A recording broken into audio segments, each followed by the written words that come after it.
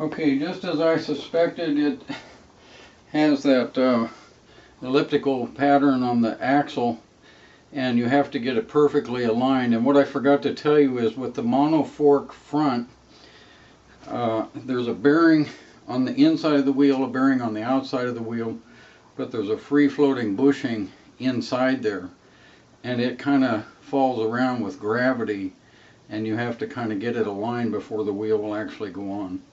And then I put on the 4mm Allen wrench bolt with the washer. I put it on the outside, and as you can see, it turns quite freely, so apparently that's the right place for that. Okay, so what we're going to do now is go ahead and set the bike upright for the very first time, and voila, we have an upright bike for the rest of our assembly. So I'm going to take this bolt off of the crank.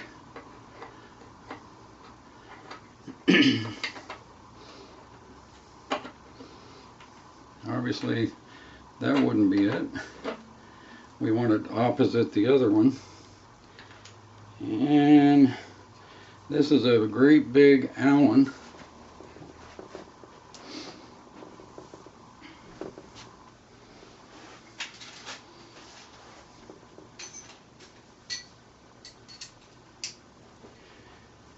Okay, I got the Allen.